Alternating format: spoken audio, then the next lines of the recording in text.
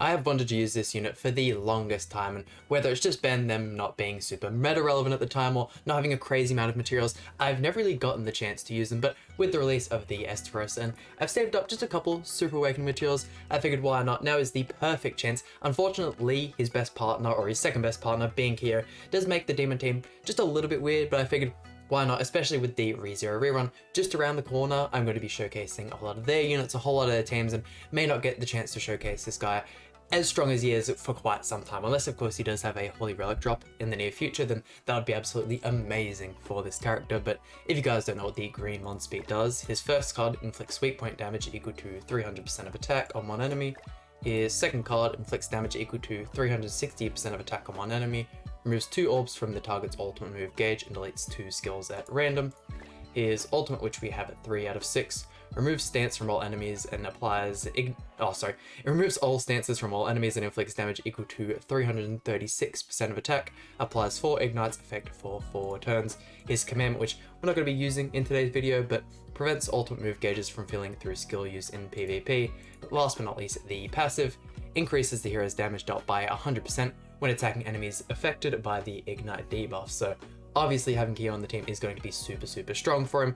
Not going on the gear side of things because I'm trying to save all of my UR stones for when the new characters come out. Not too sure what their best gear sets are going to be. And then the cosmetics, he's got a decent amount. They've given out just 1 or 2 free cosmetics for MONSPEET, but this is a team we're going to be using today. Going to chuck on the CC food and let's dive in. And let's see how things go. One of the first times I'm going to be using the demon team without having a character with the AoE skill, or even though Kyo does have the skill, we aren't going to be using it to imply the death effects because he obviously is not a demon character. But starting off here, I think Esteros are getting those extra ignites. We are going to have to go for him to start this off, but I'm pretty confident in MONSPEET's ability just to one and done him. Especially if MONSPEET can get some crits in today's video, man would go absolutely insane. Look at that.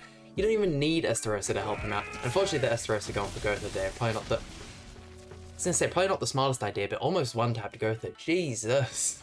This team never gets old, and it's not even like you can use the excuse of Gotha just didn't have gear, because we're playing ungeared. And I do think this MONSPEET could be insanely powerful with a new Holy Relic. I mean, if you were to give him MONSPEET's passive as a Holy Relic, I reckon this Esterosa here, the Assault Mode Meliodas, especially if he gets a Holy Relic as well, and this MONSPEET would be the best team by far. The amount of debuffs and stuff you get just for free would be insane. I'm really thinking I want to go for the Esterosa again, because the second we get rid of Esterosa, however, Chandler's counter could be a bit annoying. I think I'm going to go for it, why not? Probably should have gone for a different attack first, just in case he had the dodge food. Wow, those extra 2 ignites really do a lot for the team, or for MONSPEET at least. I wonder if we'll be able to kill here, because this one doesn't have the... Oh no, never mind, we finished him off easy. I had no doubts MONSPEET would be able to cook there. Only thing is, those debuffs are really annoying. Bro's got the Nebula Zeldris coming to the front, okay. I mean, yeah, the thing about Chandler's counter is the fact that he counters based on the damage done to him. Even though Esterosa can do a crazy amount of damage, if we don't end up sealing the kill, we can easily get one tapped by Chandler. Especially with this Holy Relic. Man, he has such a well-designed Holy Relic. Kind of just a nerfed version of the Terry one. However, I think they saw what happened with Terry and his Holy Relic. His whole character in general on the Barn team makes him so powerful. Man is still... The Barn team's still top tier to this day. There is no doubt about that. And what do we want to go for? I mean, we could... Especially since it's his showcase, definitely want to go for MONSPEET ult. And then I'm going to move that one there, just for the extra ult gauge, get the Mojo as well. Because yeah, this being AoE is pretty decent, especially with all the ignites, and how his passive works, getting the extra ignite damage from the ignites is absolutely great. Ooh, might be taking a bit of damage there. Man, it would be so good if we could somehow have Kyo's AoE do the death effects, but that's alright. Chandler's counter going up again, that's fine in all honesty. Ooh, that however I don't mess with. I think I'm just gonna go full stun regardless, because the Assault Melee Ultimate I think will just finish this off here. Pretty cool cut in as well from the final boss MONSPEET. Oh damn, the second animation, I think that's actually my first time seeing it in game. Oh my, and look at the damage for only 3-6. And I forgot he removed stances, yo.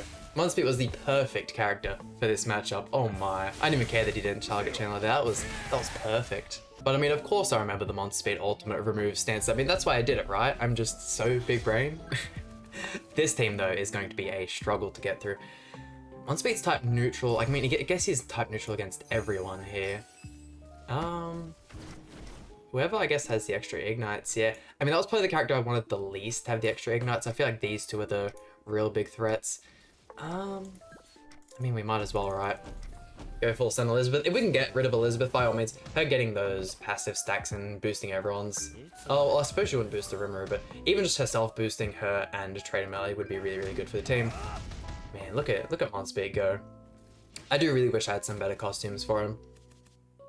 And look at that, a whole bunch of Kyo cards, yeah. That's kind of what you get whenever you use Kyo. It's the same with Ludo, man.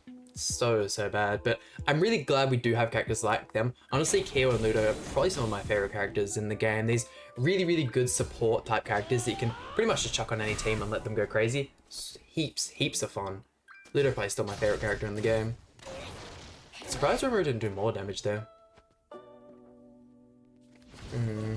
Okay, we can definitely get rid of Trader Melee, which is going to be ideal. Probably rather use the Flood card first, but it is what it is. Well, he'll still seal the deal 100% with the Ignites there, all that kind of stuff. Watch this level 2 Flood card finish him off. There is no doubt in my mind that SRS is not going to tear through him. No crits, and he's still... Oh, never mind. He got the final crit, but you guys see what I mean, right? Look, even Kyo doing damage to Rimuru there. Pretty impressive. I mean, it is unfortunate if you don't have Kyo now, you're probably never going to have him ever. I mean, Netmarble do own a crazy amount of the mobile King of Fighters games, so there's a good chance we maybe get a different King of Fighters collab. I believe we got King of Fighters 98 from the top of my head, and then we got the rerun, of course, but who knows, we could have a different King of Fighters game, and then them introduce characters from that King of Fighters, and then us get a whole bunch of ones from a different King of Fighters. Very, very unlikely, but it is something they can do by all means. Netmarble have such a crazy amount of IPs when it comes to the mobile side of things.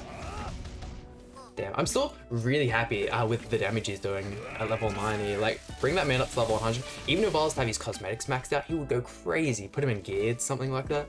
But I went and had a quick look at the patch notes, and it is by far one of the shortest ones we have had in ages, and I mean that truly. It has the new Thona, a little JPEG or whatever you want of her actual character, and then other than that, it shows some of the battle events that are going to be out, you know, the typical ones we get with every single patch note, and then other than that, it simply just ended. It wasn't even a full scroll, it just ended, so no point even including this at the end of today's video. I'll put a link in the description to the actual patch notes, but really glad to see that we are going to be getting the new Thona.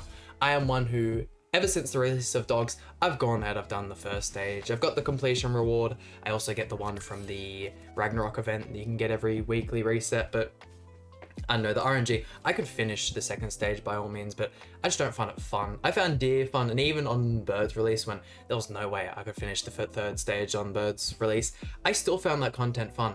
Skull and Hardy, man, it's not my cup of tea, so I'm really hoping she can revive that for me. I've actually been watching a couple of videos on what she can do with the actual teams and whatnot, and to see the amount of different units people can actually clear the Skull and Hardy with now is really, really surprising, really good to see, because, yeah, I hated it, but I'm hoping that can change it up for me. If I could actually get to the point where I can bear the event enough to do stage 2 and 3, that'd be absolutely amazing. Means I can build Tollyrucks for some of my most favorite characters in the game. I think I may just end up getting myself killed here, but I think this is gonna be the go. Oh yeah, that really hurt. Oh, and that's gonna hurt even more.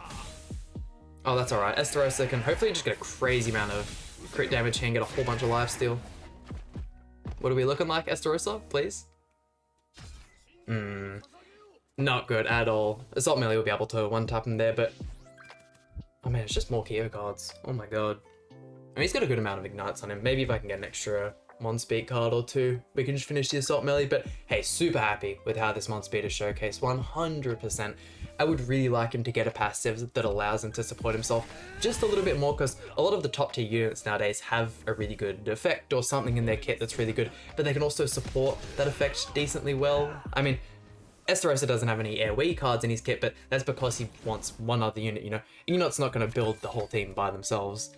Yeah, look, we're gonna be just shy of killing the melee here, but I mean, one loss in today's video, I'll 100% accept that. I mean, who knows, the Executioner Zeldris could just come through and just finish Meliodas off. Wow, completely flawless. We aren't taking any L's in today's video. And there we go, that about does it for today's video. If you guys enjoyed seeing the MONSPEET and enjoyed, you know, me building him up to get a showcase out of him, who knows, maybe we might have some of the ReZero characters work really well with an Ignite passive, and maybe I might be able to showcase him on speed again, or we could even get his Holy Relic in the next week or so, but who knows, we'll just have to wait and see. Are there any other characters or cosmetics I like for him a little bit more? Yo, that actually goes kind of hard. I really enjoy that. Kind of looks like what we have on the Berserk Esterosa at the moment. Yeah, really, I don't know. I'm just not a big fan of any of this Esterosa's other costumes. Really hoping we can get another one for him. It just looks so much better than the other ones we have. But that just about does it for today's video. Hope you guys enjoyed. Please hit like, comment, subscribe. Really means a lot to me, and I'll see you guys for some more Grand Cross content.